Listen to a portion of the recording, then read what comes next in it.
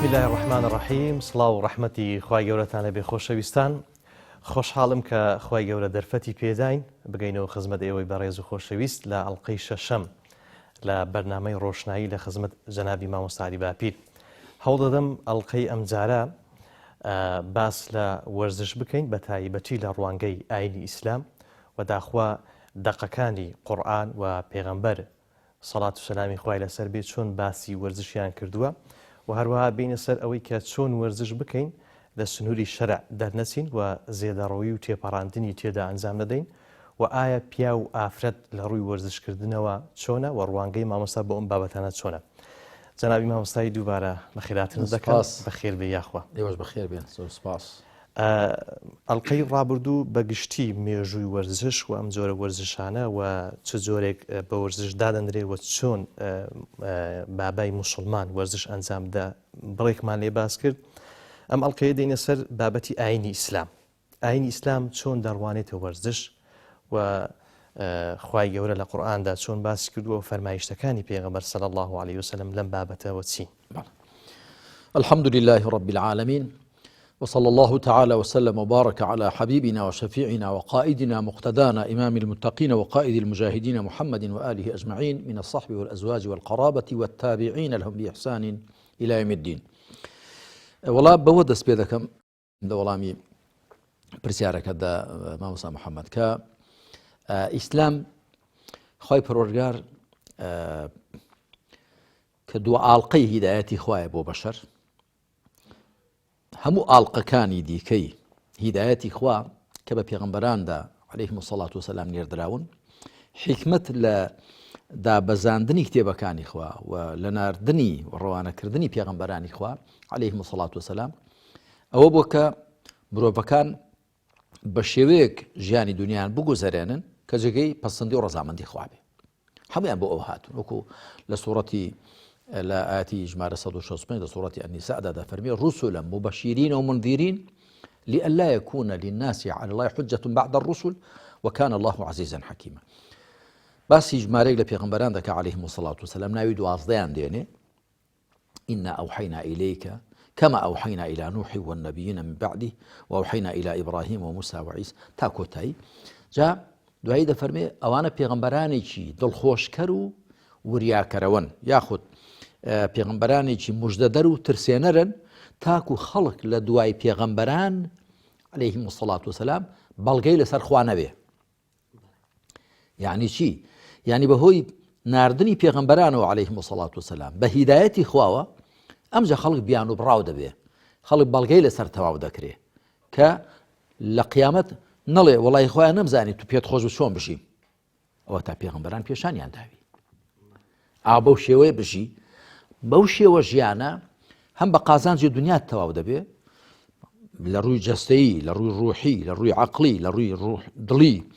لە ڕووی ناخت و لە ڕووی دەرد و دەروونت و هەم بۆ دوا ڕۆژت دەبێت تەمایی بەختەوەری سەرفرازی.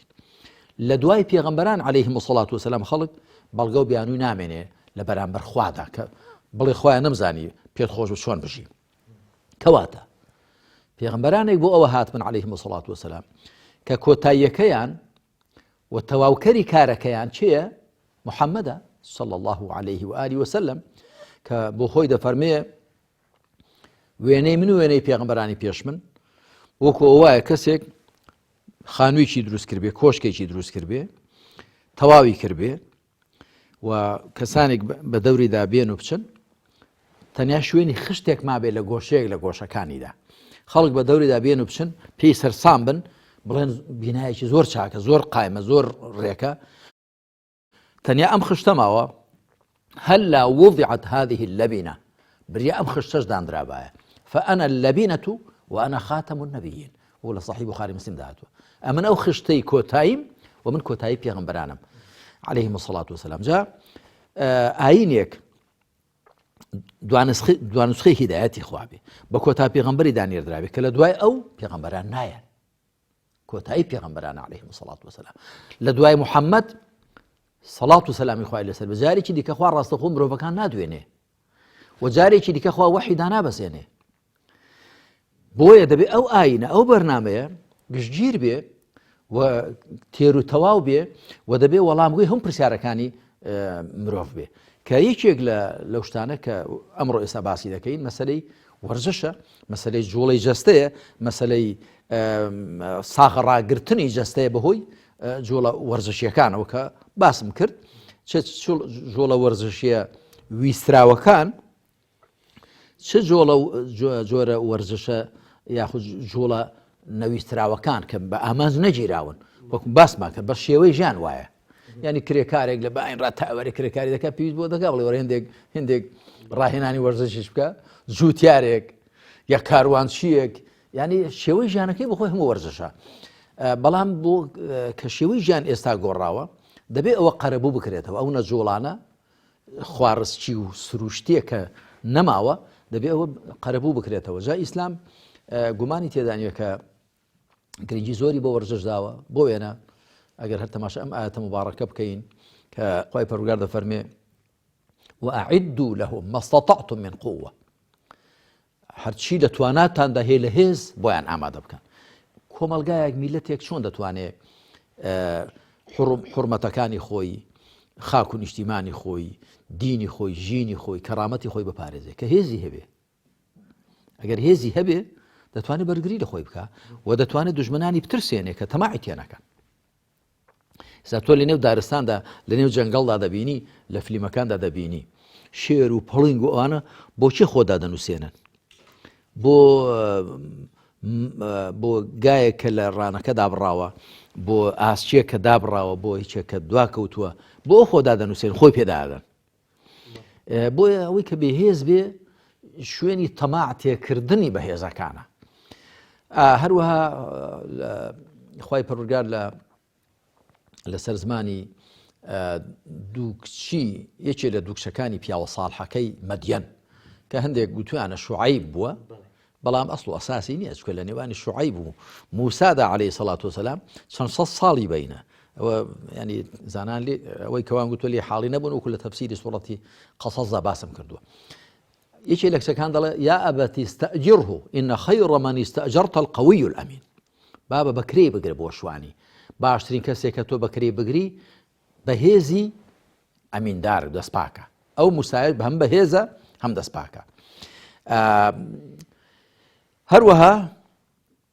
لە زۆر شوێنی دیکەی قورئاندا ئاماژە بەهێز کراوە بۆ وێنە وەزادەه بەسطەة في العلم والجسم پێغەمبەرێک لە پێغەمبەرانی بەنو ئیسرائیل سەڵات و سەلامی خوا لەسەر هەموویان بێ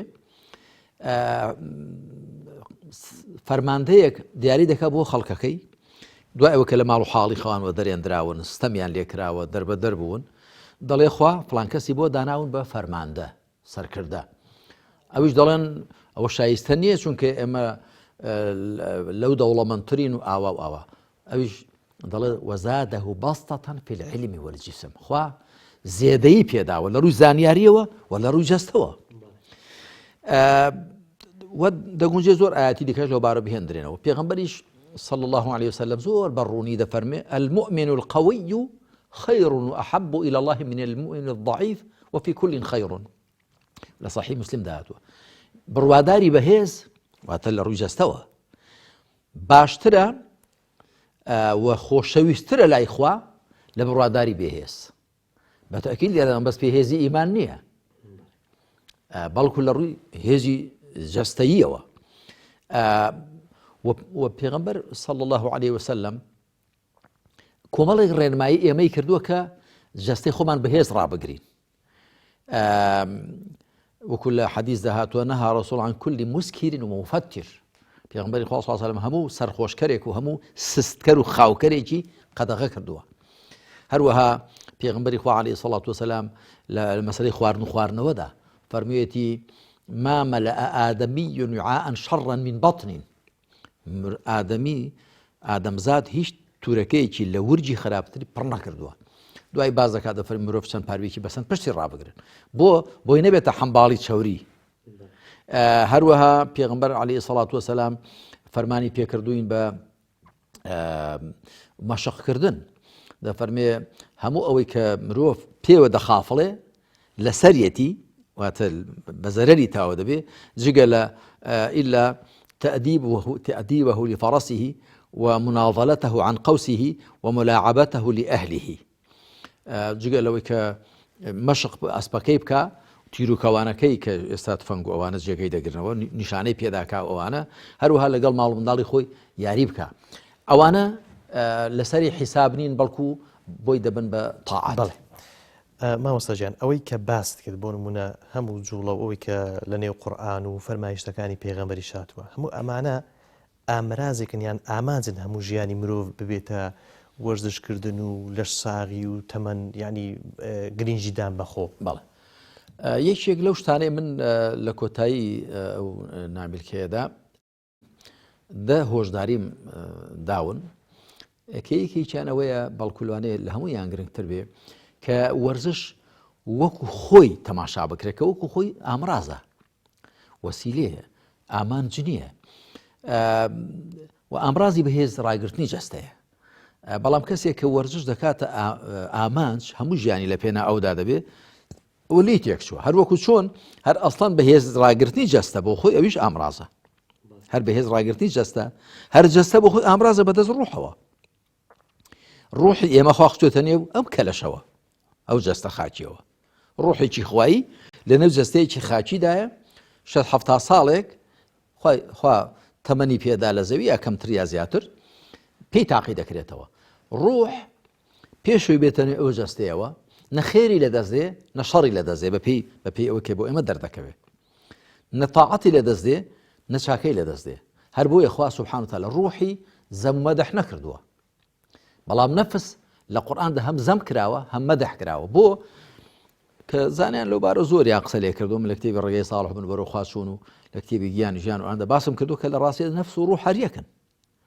هەندێک دەڵێن بۆ وێنەیەکێک لەوانە وەکوم لە تەفسیری جزئی عەمەی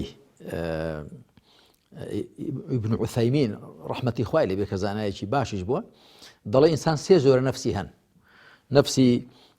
ئەممارە بیسوء نەفسی لەوامە نەفسی مطمئینە بەڵام حەقیقەت تێی نەگەیشتووە زانایەکی گەورەشە بەڵام لەوەدا نەیپێکاوە بۆ نەفس هەریەکە بەڵام ئەوانە حاڵەتی نەفسن نەفس ئەگەر لێی گەڕێ ئەممارەتون بیسوء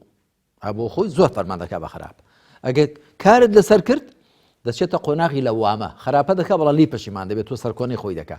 ئەگەر زیاتر کارت لەسەر کرد دەچێتە حاڵەتی مطمئینە ئیطمئینانی بۆ پەیدا دەبێت سکەی شەرع دەگەڕێ و لێی لا نادا ئەوە حاڵەتی نەفسن. ئەنجا نەفس و ڕوح هەریەکن ڕوح پێشەوەی بێتە نێو جەستە ڕوحی پێدەگوترێ دوای دێتە نێو جەستە نەفسی پێدەگوترێ بۆیە خوا دەفەرمێ كل نفس ذائقة الموت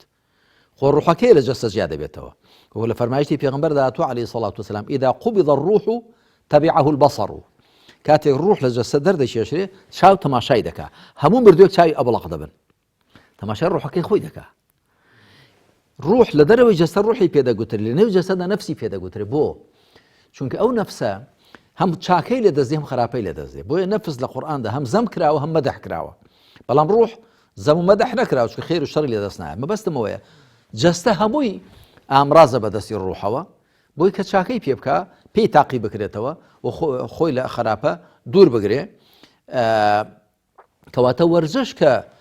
هۆکارێکە بۆ بەهێز و ساخڕاگرتنی جەستە بە تۆکیت ئامرازە نابێ بکرێ بە ئاماز وەختێ دەکرێتە ئاماز خاوەنەکەی لەسەری قەرزار دەبێتەوە. بەڵێ بێگومان مامۆستا خەڵکانێکی زۆر ئێستا خەریکە بە وەرزش هەم وەکو خۆی جەستە ئەنجامی دەوە میش تەمەشای دەکا ڕەنگە زۆر زاریش دێرە و لەوێ گرفت دروست بێ لە نێوان خەڵکیدا ئەوانەی کە هاندەری وەرزشین چۆن وەرزشێک ئەنجام بدەین کە ئاکار و ڕەوشمان تێدا پەسند بێ و ببێتە بابەتێک کە تێیدا بابەتی پەروەردەییشی تێکەڵ بکەین. بەڵێ ڕەوشت خولق لە ئیسلامدا تێکەڵ بە هەموو شتێکە وەکوم لە مۆسوعەی ڕۆشت و ئاکارە ئیسلامیەکاندا باسم کردووە ڕەوشت دێتە نێو هەموو جومگەکانی ژیانەوە خواپەرستیش دەکەی دەیە بە ڕەوشتەوە بێ کاسبی دەکەی دەیە بە ڕەوشتەوە بێ خزمەتی دەبێ بە ڕەوشتەوە بێ کاری سیاسی دەکەی دەیە بە ڕەوشتەوە بێ وەکو لە کتێبی گرنگی ڕەوشت لە سیاستەتدا باسم کردووە هەموو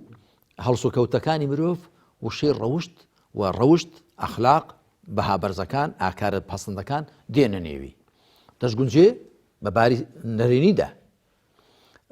جا ئەوەی کە باست کرد جەنابەت ئاماژەت پێدا یعنی ئێستا بە تایبەتی کە یاری تۆپی پێ ئەوە مۆندیالە و لە قەتەر شەوانە و ڕۆژانە تەمان دوو تیم یاخو زیاتر مەسەلەن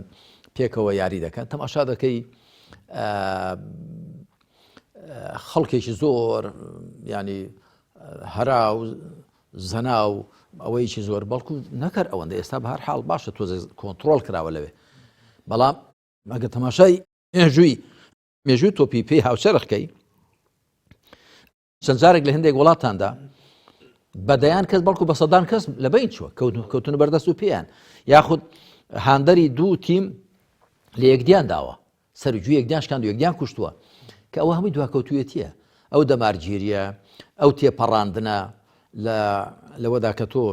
باشە باتیمەهەیە خۆت خۆش بوێ هی وڵاتەکەی خۆت پێت خۆش بێ سەرکەوێ بەڵام ئەوی دیکە بە چاوی دژمن تەماشامە کە خۆ یاریە خۆشەڕ نییە خۆشەڕ و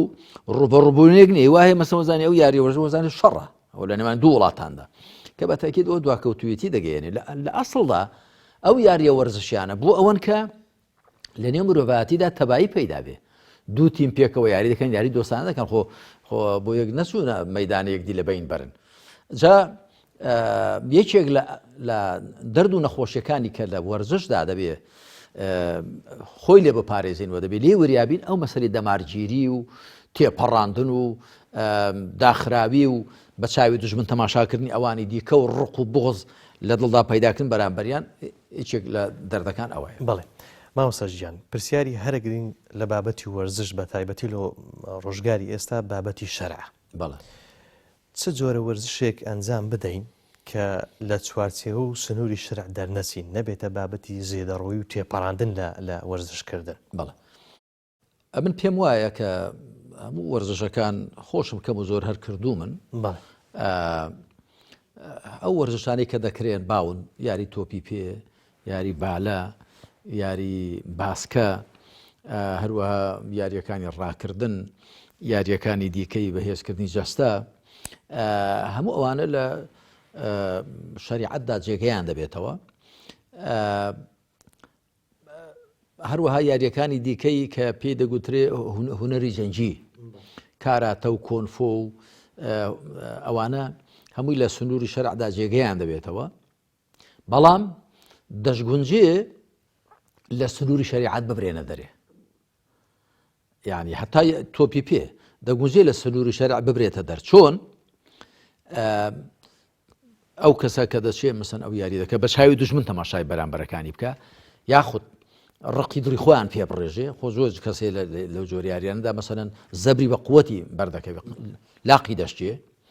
یا لە یاریەکانی دیکەدا مەسەن بە قەسوەت و دڵڕقی پێکەوە بکەن معناها خۆی لە سنووری شەرعی بردوۆتە دەرێ ئەگەنا لە ئەسڵدا هەموو ئەو یاریانی کە دەبنە هۆی بەهێزکردنی جەستە چه هونەری جەنگی بن چه ئەو یاریانەی دیکە بن هەموو جۆرەکانی تۆپ تێنس تۆپی پێ بالە باسکە یاریەکانی دیکە هەموو ئەوانە بە بۆچوونی من لە شەرعدا جێگەیان دەبێتەوە بەمەرجێک خەڵکەکە بە ئانقەست لە سنووری شەرع نایانباتە دەرێ. بەڵێ بابەتی وەرزش چۆن بکرێتە بابەتێکی پەروەردەیی بە تایبەتی لەم دوایە کە ئێستا بۆ نمونە باست کرد مۆندیالیش هەیە لە قەتەر بۆ نمونە وڵاتێکی وەکو قەتەر هەڵساوە بابەتەکەی بەستۆتەوە بە بابەتی ئاینی ئیسلام بەوەی کە جگە لەوەی وەرزشە و ساڵانە ئەنجام دەدرێ هاتووە کۆمەڵێک عادات و تەقالید و بگرە ئاینی ئیسلامیشی تێکەڵ کردەوە بۆی دەستپێکی بە قورئان خوێندن و بەم بابەتە دەست پێ دەکات چۆن بتوانین ئەم بابەتە پەرە پێ بدەین وەرزش نەبێتە تەنها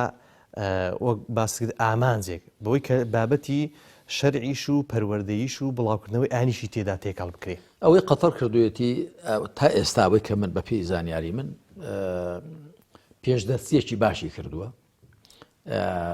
پێشدەستی کردووە داهێنانی کردووە داهێنانی باش و بە حەقت جێی دەستخۆشیە ئەڵبەتە نازانم کۆتایەکەشی چۆن دەبێت بەڵام تا ئێستا بە بۆچوونی مجێی دەستخۆشیە هەروەها کۆمەڵێک بانگەوازکاریشیان هێناون کە قسەی خێر دەکەن بۆ خەڵکەکە و ئەو بۆنەیە کار کراوەکە دیاردەی ناشەرعی تێدانە بێ وەکو بیستومە مەسەلەی شەرابخۆری و هەندێک شتی دیکەی کە ڕەنگە لە وڵاتانی دیکە ئەوە بێ ئەوە بەڕاستی جێ دەستخۆشیە ئەوە بەوە دەکرێت دەبێت خەڵک جارێکی دیکە پەروەردە بکرێتەوە خەڵک دەبێت تێبگەیەندرێتەوە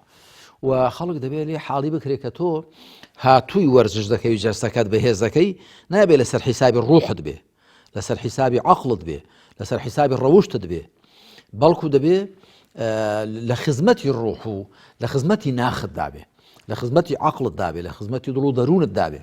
کە ئەوەش تێک ناگیرێن وەکو گوتمان پێغەمبەر عەلەیهی سەڵات وسەلام دەفەرمێ المؤمن القوی خير أحب إلى الله من المؤمن الضعيف بڕواداری بەهێز چاکتر و خۆشەویسترە لای خوا لە بڕواداری بێهێز کەواتە خوای پەروەردگار بڕواداری بەهێزی خۆش دەوێت پێی خۆشە ڕووجەستەوە بەهێزبی بەڵام نەیکەی بە ئامارج چکە دوجار جەستەکەت هەمووی نەک هێزی جەستە هەر جەستە هەمووی ئامرازێکە بەدەست ڕوحەوە بەدەست ڕوحەکەتەوە کە ڕوحەکانی ئێمە لە تاقیکردنەوەدان بەڵام خوا ڕوحەکان ئێمە خسۆتە نێو ئەو قاڵبە ئەو جەستە خاچیەوە کە لە قۆناغی بەرزەخدا ڕوحەکانی ئێمە دەخرێنە نێو جەستەی دیکەوە وەکو پێغەمبەر دەفەرمی عەلەیهی سەڵات وسەلام الروح الشهداء في أجواف طير خضر تسرح في الجنة وەکو لە صحیح بوخاری مسلم داهاتووە ڕوحی شەهیدان لە نێو کەلەشی باڵندەی سەوزدایە واتە کەلەشەکانی وەکو باڵندەی سەوز وایە کە شەڵاو شەڵ دەکا لە بەهەشت و لە قیامەتیشدا بەتەئکید ئەم جەستەی ئێستا هەمان جەستە نابێت چونکە ئەم جەستەی بەرگەی 60-70 ساڵێک دەگرێت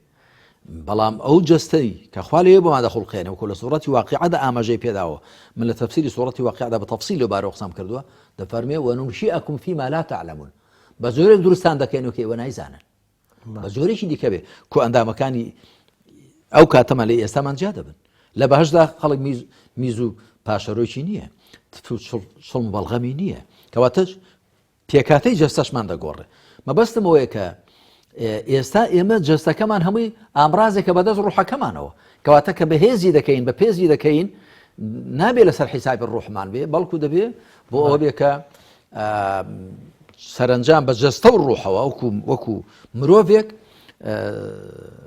وابین خواپەسەند بین خوای پەروەردگار لێمان ڕازی بێ لەسەر مۆڵەتی جەنابی مامۆستای ناوبڕێکی کورت وەردەگرم و دەگەڕێینەوە بەڕێزان و خۆشەویستان ناوبڕێکی کورت وەردەگرین و دەگەڕێنەوە خزمەتتان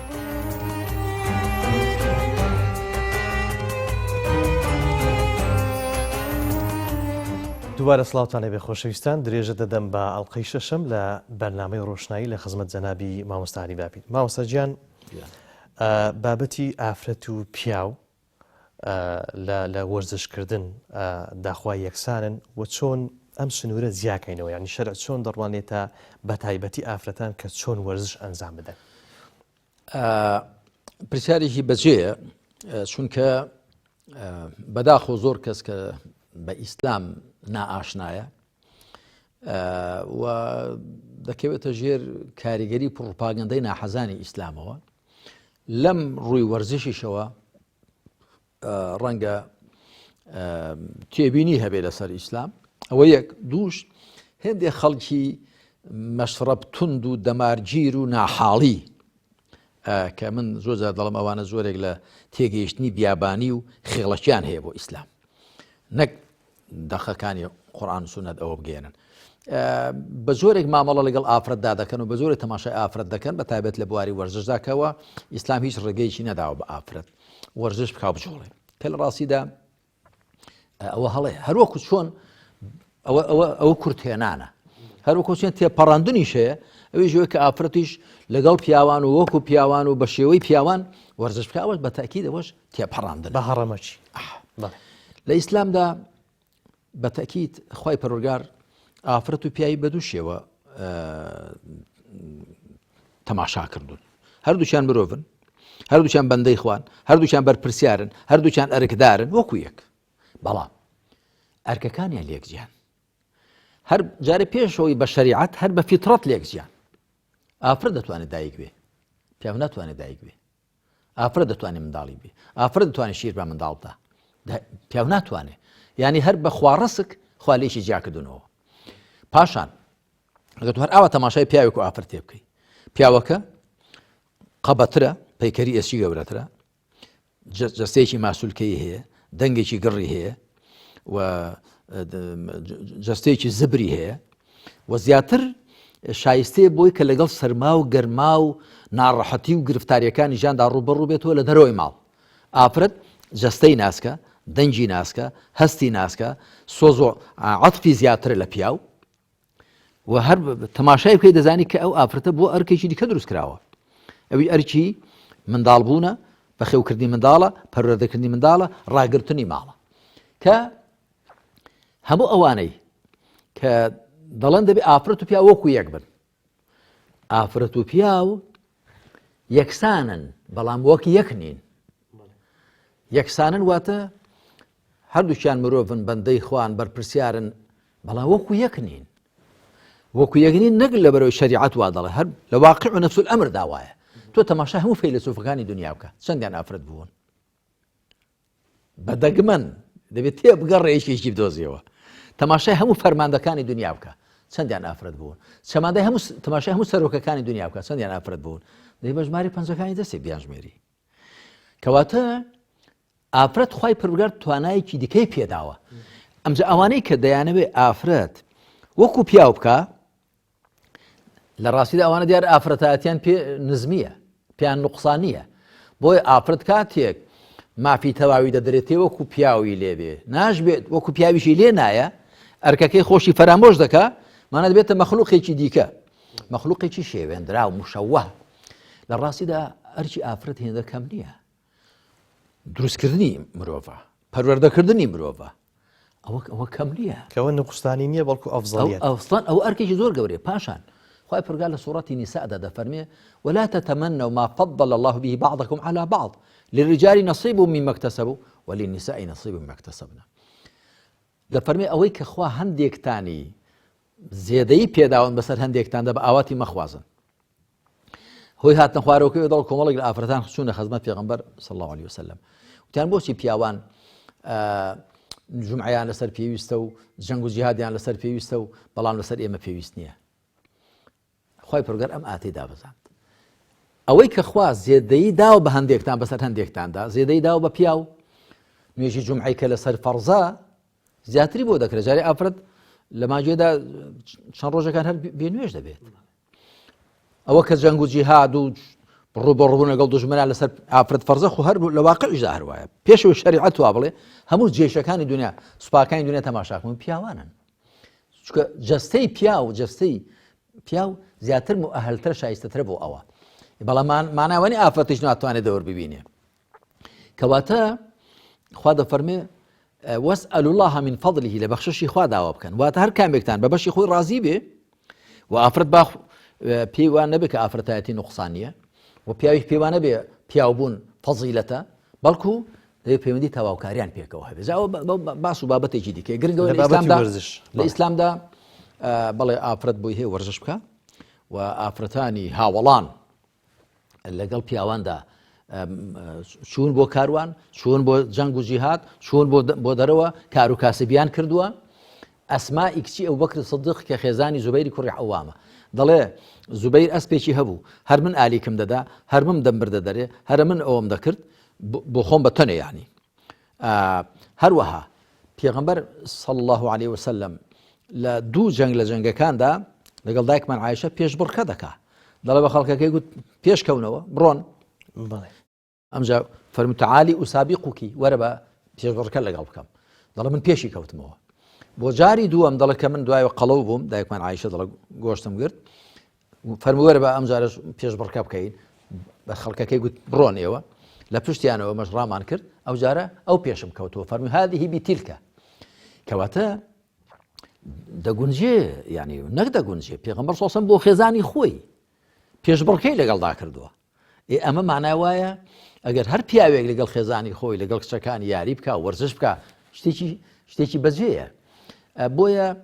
ئافرەت بۆی هەیە وەرزش بکە، بەڵام دەبێت چەند شتێک ڕەچاو بکرێ. عەوڕەتی پیا و ئافرەت لێک جیایە و پاشان ئافرەت نابێت لە بەرچاوی پیاوان وەرزش بکە. هەر بۆیە پێغەمبەر صلی الله علیه و سلم بە سوپاکەی گوت فەرمووی تێپەڕن، ئەمجا لەگەڵ خێزانی ڕاکردنی کرد. بۆ چونکە جەستەی ئافرەت بۆ پیا و سەرنج ڕاکێشە. ئەوەندەی بکە جەستەی ئافرەت سەرنجی پیا و ڕاکێشە، ئەوەنجا جەستەی پیا و سەرنجی ئافرەت ڕاناکێشێ. و عەوڕەتی پیا و نێوانی هەردوو ئەژنۆ و ئەتا نێوکێتی بەڵکوم لەو نامیل کێشدا باسم کرد هەندێک دەڵێن ڕانیش بەشێکنێ لە عەورەت بۆ پیاوان دروستە یعنی وانەیە ئێستا یاری تۆپی پێ دەکەن دروستە تۆزەی لە ڕانیشیان دیار بێ وەکو لە فەرمایشتەکاندا لە صحیح بوخاری مسلم داهاتووە ئەچکە هەندێک لەوەدا زۆر سەخت گیری دەکەن بەڵام دایکمان عایشە دەڵێ پێغەمبەر صلی الله علیه و سلم ڕانی بەدەرەوە بوو هەروەها لە صحیح بوخاری داهاتووە کە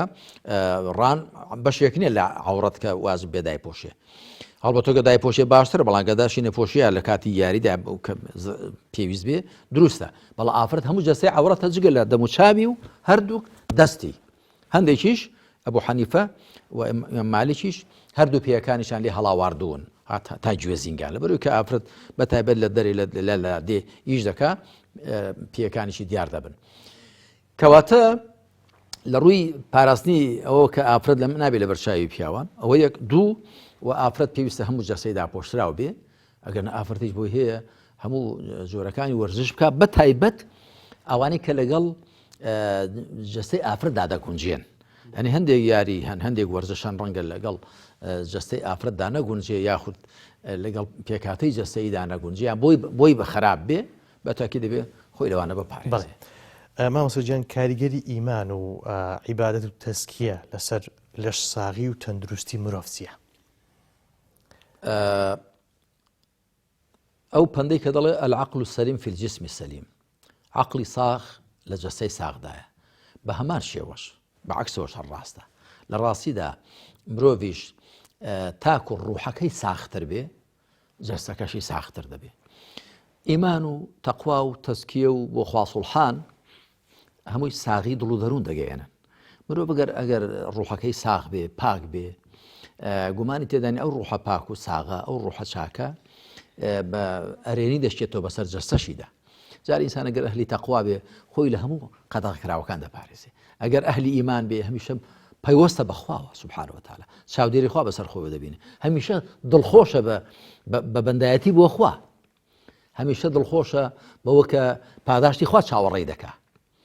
و بەهۆی ئیمانەوە بەهۆی تەقوا و بەهۆی تەزکیەوە خۆی لە خراپەکان دەپارێزێ و ئەرکە شەرعیەکان چاک جێبەجێ دەکا و جێبەجێکردنی ئەرکە شەرعیەکان لە خودی خۆیاندا وەرزشن هەمویان بۆ ڕوح وەرزشن بۆ عەقڵ وەرزشن بۆ جەستە وەرزشن سا تۆ تەماشای نوێژ بکە نوێژ خەڵک هەر تەماشای ئەوە دەکا کەەوە وەزانی وەرزشێکی ڕوحیە وەرزشێکی عەقڵیشە چونکە بەهۆی نوێژەوە ئینسان کۆبیری تەرکیزی دەبێت بچێتە سەر ئەوە کە تۆ لە خزمەت خوادا وەسای بیر لە وشەکان بکەیەوە چ کە قورئان دەخوێنی کە لە زیکرەکانی ڕوکوع و سەجدە یاخود تەحیات دەخوێنی ئەمە دەبێتە هۆی بەهێزکردنی عەقڵ وەکو من لە کتێبی خواپەرستی ئیسلامیدا بە تەفسیل باسم کردووە هەروەها لە نوێژدا هەموو جومگەکانی ئینسان دەجوڵێن هەموو ماسوولکەکانی دەجوڵێن هەموو بەڕگەکانی دەجوڵێن هەموو جەستەی جوڵە دەکات لە ڕووی جەستەیەوە و لە ڕوو ڕوحیەوە دیسان تۆ ئەو دڵات پڕ دەبێت لە شەوق و مەحەبەت و ئیشتیاق بۆ لای خوا سوبحانەهو وتەعالا ڕوحت گەشە دەکا ڕوحت تازە دەبێتەوە نوێ دەبێتەوە بۆیە پێغەمبەر صلی الله علیه و سلم بە بیلالی دەفەرموو ئەریحنا بیها یا بیلال ئەی بیلال ئاسوودەمان بکە بەهۆی نوێژەوە دڵت ئاسوودە دەبێ و خژن و ئارامیت بۆ دێ جا ڕۆژوو گرتن بە هەمان شێوە هەم بۆ ڕوح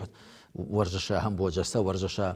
هەم لە ڕووی خێزانی لە ڕووی کۆمەڵایەتی و هەموو خواپەرسیەکانی دیکەش هەر بە هەمان شێوە بۆیە ئیمان و تەقوا و تەزکیەی نەفس و بۆ خواسوڵحان و پابەندی بە شەرعەوە گومانی تێدانە کە هۆکاریش زۆر بنەڕەتین بۆ لە شاغبوونی ئینسان تۆ تەماشا بکە ئێستا زۆربەی خەڵکی ئەم ڕۆژگارە گرفتارن بە دەست نەخۆشی قەڵەویەوە قەڵەوی لە چی پێدا لە زۆر خۆری وانە تۆ گەر ئەهلی تەقوابی یعنی ئەوەندە کۆبیرت ناچێتە سەر خواردن و خواردنەوە ئیوایە لە باین ڕابکە دەکاتۆنی ڕۆژ بخوا لە نیڕۆ بیر دەکات و ئێوارەچە بخوا نابێ واوی خۆ تۆ هەر جەستەنی پاشان تۆ ئەوەندە بخۆ کە پێویستە ئەوەندە مەخۆ کە کەیفت لێیە زانایان دەڵێن مرۆڤەکان سێ جۆرن هیوان هەیە بۆیە دەژی تا بخوا ینی ئامانجی لە ژیاندا خواردنە هیوان هەیە بۆیە دەخوا تا بژی هەر هێندە دەخوا کە ژیانی پێویستی پێێتی هیواشێ بۆیە دەژی تا بەندایەتی بۆ خوا بکە ئەوە بەرزترین جۆری مرۆڤەکانە ینی بە پێچەوانەشەوە بێ تەقوایی و بێ ئیمانی و ئیمان بێهێزی کاریگەری نەرێنی زۆری هەیە بۆ سەر جنابی مامۆستا دەمەوێت لەسەر ئەم خاڵە بوەستم کە بەڕاستی لام گرنگ بوو کەواتە وەرزشکردن هەر ئەوە نیە کە بە لاشە و بە جەستە ئەو جوڵەیە کە ئەنجامی دەدەن بەڵکو بیرکردنەوەی تەندروست و جۆرێک لە خوێندنەوە و تێفکرین کە لە قورئانیشدا زۆر باسی تێفکرین و ئەم بابەتەکرا ئەمەش جۆرێکە لە وەرزشکردن بۆ بیر و مێشک و هیزری مرۆڤ. بەڵێ پێشتریش ئاماژەم پێدا مرۆڤ دەبێ هەموو ڕوەکانی خۆی بەهێزکە. فەرمایشتەکەی پێغەمبەر صلی کە دەفەرمێ المؤمن القوي خير أحب إلى الله من المؤمن الضعيف. بەڵێ زیاتر لایانی جەستەی دەگرێتەوە، وڵا لایانی عەقڵیش دەگرێتەوە، لایانی ڕوحیش دەگرێتەوە، لایانی فکریش دەگرێتەوە، لایانی دڵ و دەرونیش دەگرێتەوە. دەبێت مرۆڤ هەوڵدا هەموو پێکاتەکانی خۆی بەهێزکە. ئەنجا ئەوەی کە جەنابەت ئاماژەت پێدا عەقڵت بەکار بێنە بەهێز دەبێ. سازانایانی دەروون ناس و توێکاری دەڵێن هەر کەسی عەقڵی خۆی بەکار بێنێ بۆ لەبەرکردنی شت، بۆ تێوەڕامان، بۆ بیرکردنەوە عەقڵی بەهێزتر دەبێ. هەروەها ئەوەی کە مەسەلەن زیاتر ممارەسەی دیالۆگ و توێژ و قسە بکە، زیاتر مسەڵڵەت دەبێت لە قسەکردن. هەروەکو چۆن لە ڕووی جەستەیەوە جەستەکەت ئەگەر بەکار بێنی جەستەکەت زیاتر لەگەڵتدا هاوکار دەبێت، هەم پەیکەری ئێسچیت، هەم جونگەکان، هەم بڕگەکان، هەم ماسوولکەکان، هەم ژیەکان لەگەڵتدا هاوکار دەبن ئەگە بەکاریان بێنی بیان جوڵێنی. ئەنجا گومانی تێدا نیە کە ڕوحێکە بەو شێوەیە جەستەکەی بەو شێوەیە مامەڵە دەکا، ئەو ڕوحەش بەهێزتر دەبێ، پاکتر و چاکتر دەبێ. دەبێ ئەوەشمان لەبیر بێ کە هەندێک جۆرە وەرزشی شەن گرنگە ئاگامان لێیان بێ، بە تایبەتی هەندێک وەرزش هەن کە ئەها ئەوەی پێدەگوترێ لە ئەمریکا زیاتر باو مصارع حڕە. بەڵێ کە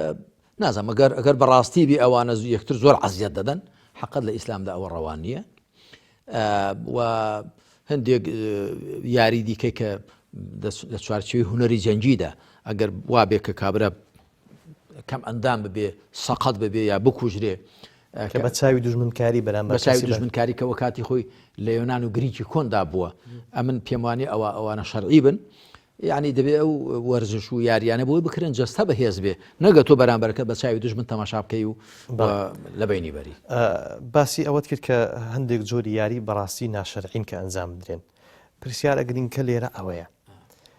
ئەو یاریانەی کە لە سەردەمی ئاینی ئیسلام بۆ منە لە پێغەمبەرەوە سەڵات و سەلامی خوای لەسەر بێ کە ئەنجام دراونجا لەژێر ناو نیشانی جیاوازی بێ، یاریە کە ئێستا لەگەڵ شەرع بێتەوە هیچ گرفتێکی تێدایە کە بابای موسڵمان ئەنجامی بدە. بۆ نمونە کە پێشتر ئەم جۆرە یاریە وەکو تۆپی پێ نەبووە بەو شێوازە و دووتیم و یازدە یاریزان و لە نێو یاریگا بێن و بچن و یاری بکەن. هیچ گرفتێکی تێدایە ئەمە نەخێر. ئەمن هیچ گرفتێک لەوەدا نابینم. جابا لە سەردەمی پێغەمبەریش نەبوو بێ صلی الله علیه وسلم، خۆ زۆر شتێکە لە سەردەمی پێغەمبەری خوادا نەبووە. بەس ئێمە تەماشای ئەسڵەکەی دەکەین. ئەو یاریە بۆ چییە؟ ئەگەر بۆ ئەوە بێ کە جەستە بەهێز بێ، ئەگەر بۆ ئەوە بێ کە کاتێکی خۆش بگوزەرێندرێ و تەرفیه، یعنی ئەگەر بۆ ئەوە بێ کە مرۆڤ لە خراپە دوور بێت، چونکە زۆر جار یاری و وەرزش دەبێتەوەی کە مرۆڤ بیر لە شتی خراپ نەکاتەوە، بە تایبەتی بۆ چینی گەنج و تازە پێگەیشت و ئەو وزە زیادەی کە هەیەە لە خێردا سەرفیکەن کە هەم بە قازانجی جەستە و ڕوح و عەقڵ و ئەوەشیان تەواو دەبێت تۆ تەماشا بکەیت چه حیکمەتێک لەو یاریەدا هەیە، چه ئامانجێک دێنێتە دی. ئەگەر نا خۆ لە سەردەمی پێغەمبەری سڵ هەندێک شت هەبووە بۆ وێنە تێکبەردانی ئاژەڵەکان، التەحریش بین البەهائیم، شەڕەکە لە شێر وەکو ئێستا لە کورد شەڕەکە و تۆ بەس بۆی کە تۆ تەماشا بکەی و دڵخۆش بی ئەو پەلەوەرانە تێک بەردەدەی یەکدی عەزیەت دەدەن جارێ یەکدی دەفەوتێنن، بە تەکیدەوە ناشەرعیە و پێغەمبەر سڵ نەهی لێ کردووە. یان شەڕە سەگ بڵین کە هەیە ئەوانە یەکدی بریندار دەکەن یەکدی لەوەین دەبن، ئەوە بە تەکید پێغەمبەر سڵ نەهی لێ کردووە. واتە هەموو ئەو جۆرە یاری وەرزشانەی